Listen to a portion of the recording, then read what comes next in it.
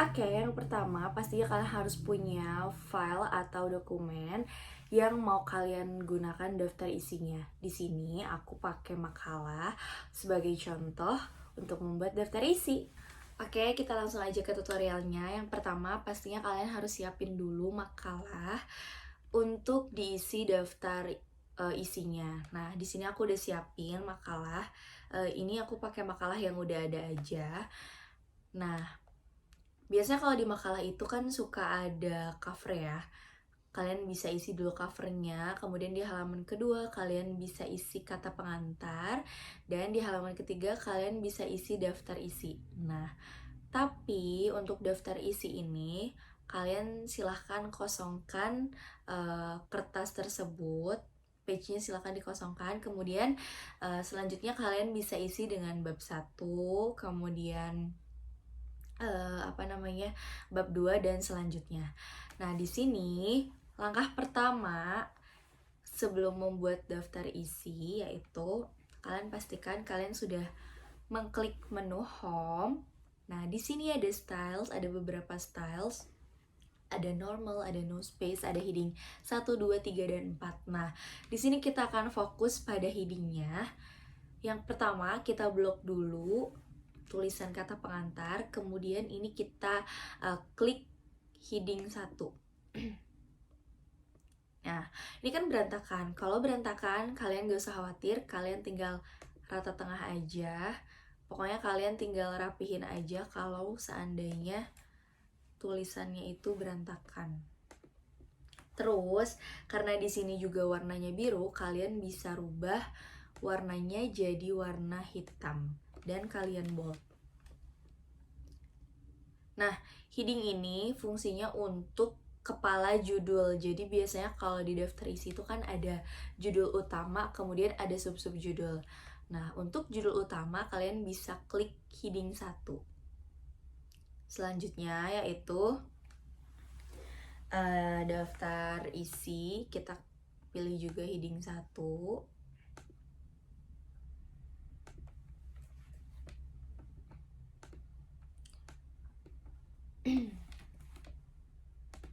Jangan lupa dirapikan. Setelah itu di sini ada bab 1. Untuk bab 1 kita kasih heading 1 juga ya.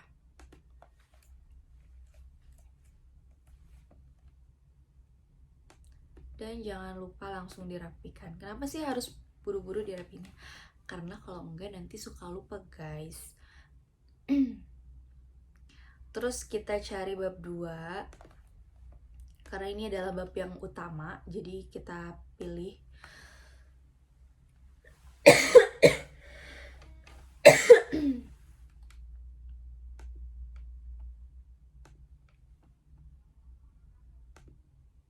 Oke, kita rapihin lagi. Bab 2. Dan yang terakhir adalah bab 3. Bab 3 itu biasanya isinya semacam penutup, kesimpulan, dan lain sebagainya.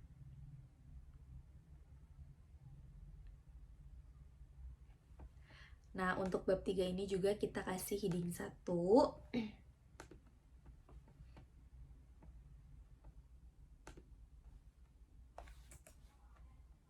Dan jangan lupa untuk dirapikan.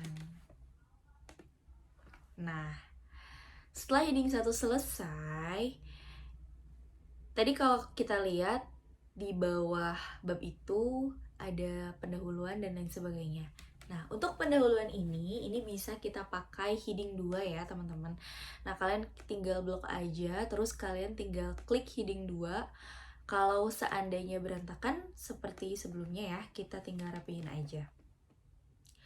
Nah, biasanya heading 2 ini dipakai untuk subjudul di bawahnya, kayak pendahuluan, terus dipakai juga untuk pembahasan. Ini juga biasanya kita pakai heading 2.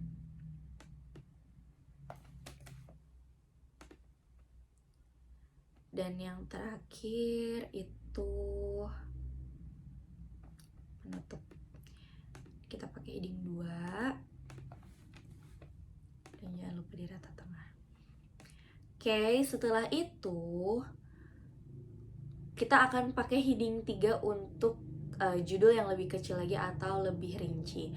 Nah ini biasanya optional ya, boleh kalian pakai boleh nggak. Coba biasanya kalau untuk makalah itu pakai.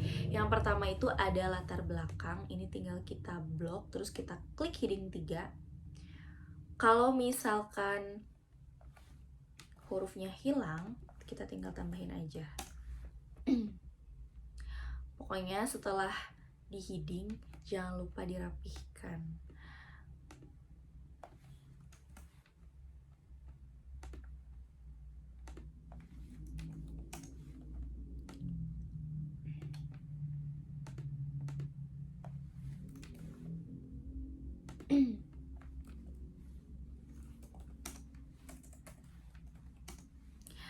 Tanda udah di heading tuh gimana sih? Nah, kalau kalian klik ini tuh ada kayak tanda panahnya gitu ya, guys.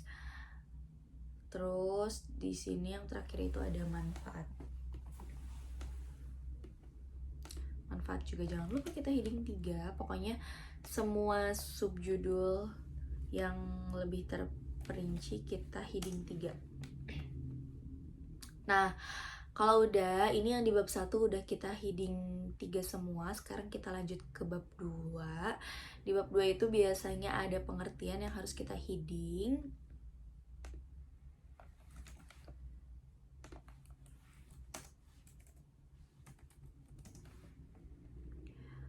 Terus selanjutnya ini ada judul-judul ya. Judul misalkan kalau makalah kalian tentang apa. Pokoknya intinya judul-judul itu bisa kalian heading. Jadi nanti tuh di daftar isinya tuh ada gitu. Kayak oh ini tuh di bab 2 tuh isinya ada judul ini, judul itu gitu. Jadi bahasnya tentang apa sih? Gitu. Ini ada karakteristik, kita heading 3 juga.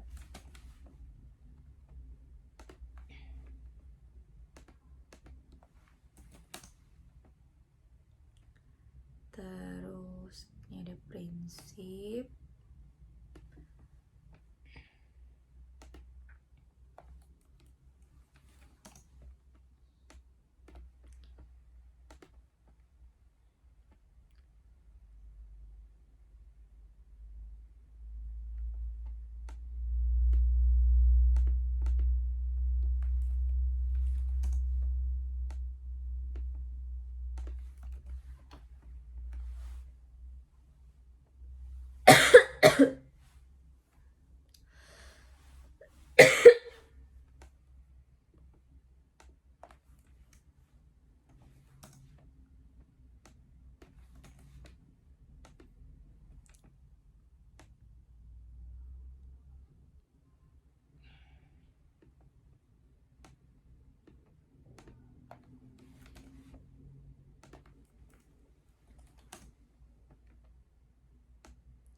Dan yang terakhir kita masuk ke bab 3.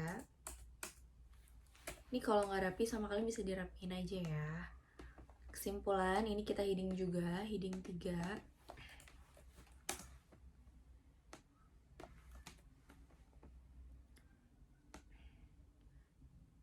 Dan daftar pustaka. Oh ya, aku lupa, untuk daftar pustaka ini biasanya di heading 1 ya. Jadi kayak dia tuh judul utama, makanya kenapa dia harus di heading 1. Dan jangan lupa dirapihkan. Oke. Setelah selesai, kita cari menu. Bukan menu ya. Setelah selesai, kita cari judul yang tadi ya daftar isi. Nah, kita klik di sini. Kita rata samping. Terus kita pilih reference. Nah, setelah kita pilih reference, kita pilih table of content. Nah, di sini aku mau pilih yang automatic table 1. Jadi dia tuh bakal otomatis. Kalau misalkan kalian nambah judul atau nambah bab, itu nanti juga dia bakal otomatis. Kita tinggal klik aja. Jadi deh. Gampang banget ya nggak sih? Nah, ini bisa kalian lihat ya. Di sini ada kontennya, ini kita hapus aja karena ini tidak perlu. Nah, untuk halamannya, kan tadi kita nggak kasih halaman. Nah, tapi dia udah bisa otomatis ada di daftar isi. Sementara kalau misalkan kalian buatnya manual, si halaman ini tuh harus kalian hitung, jadi nambah kerjaan 2 kali. Jadi ini kayak gini ya kurang lebih. Nah, sekarang kita akan buat daftar table. Oke, untuk yang kedua kita akan bikin daftar table ya. Yang pertama, kalian isi di bawah daftar isi itu daftar table.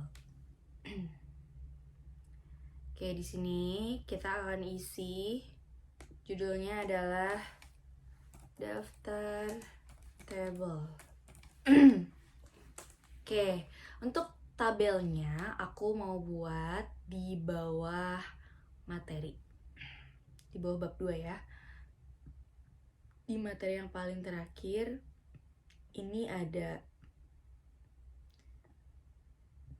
hambatan, contohnya. Nah, kita tinggal bikin tabel aja. Yang pertama klik insert, terus kita klik table, terus misalkan 3 tabel, ke bawahnya terserah, terus kita isi nomor, nama sekolah, dan hambatan. Nah, setelah itu misalkan nama sekolahnya, kita isi nomornya dulu. Oh ya, sebelumnya kita harus rapihkan dulu ya guys. Pokoknya ini kita harus rapihin supaya enak dilihatnya. Misalkan nomor 1 nama sekolahnya SDN Sukajaya. Hambatannya misalkan hambatannya itu misalkan sarana dan prasarana yang belum lengkap. Nah, biasanya kalau kalian lihat di penelitian itu suka ada kayak komen si table gitu ya, atau kayak judul gitu untuk si table. Nah, caranya adalah kita klik reference, terus kita klik insert caption. Nah, ini kan tadinya captionnya itu figur 1. Nah, sekarang kita ganti, kita klik new label dan kita isi misalkan hambatan sekolah. Kita klik OK, terus kita klik OK. Nah, di sini kan ada kayak judulnya gitu ya. Terus ini tinggal diratain aja. Misalkan di tengah. Nah, setelah itu kita bikin lagi. Ini contoh aja ya guys. Misalkan ini nomor, terus di sini nama sekolah, di sini kita isi keunggulan sekolah. Terus kita isi kita labelin lagi si tabelnya. Caranya masih sama seperti yang tadi ya. Klik reference, terus insert caption. Ini tadi kita klik label dan judulnya adalah keunggulan sekolah. Klik OK. Oke. Nah, ini tinggal kita rapihin aja. Terus kita kembali ke daftar table, terus kita klik reference dan kita klik insert table of figure. Nah, ini udah ada ya keunggulan sekolah, kita klik OK. Nah, ini table keunggulan sekolah itu ada di halaman 28. Gampang banget kan? Nah, jadi jangan lupa langsung dipraktekin. Kita lanjut ke tutorial yang ketiga, yaitu daftar gambar.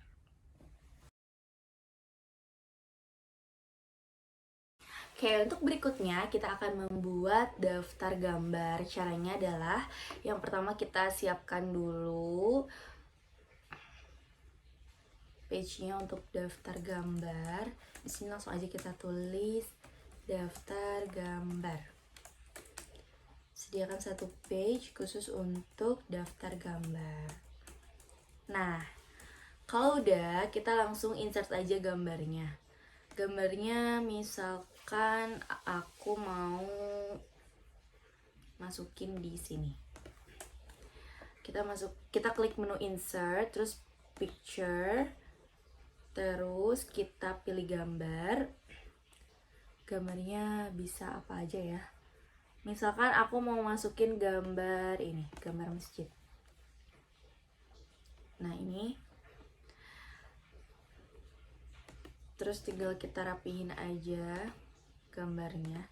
Nah, untuk memberi label pada gambar, sama caranya seperti kita akan memberi label pada tabel sebelumnya. Kita klik reference, terus kita klik insert caption. Nah, di sini labelnya itu kita pilih figure. Nah, terus kita klik new label. Misal gambar 1. Klik OK dan klik OK.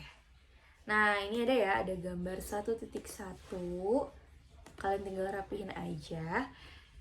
Pokoknya gambarnya nanti tinggal kalian sesuaikan. Kalau udah, kalian kembali lagi ke daftar gambar.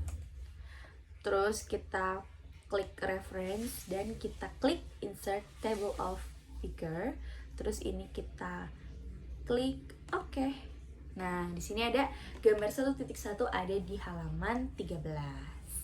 Oke teman-teman, mungkin segitu dulu tutorial yang bisa aku sampaikan. Mohon maaf kalau masih banyak kekurangan dalam penyampaian. See you on my next video.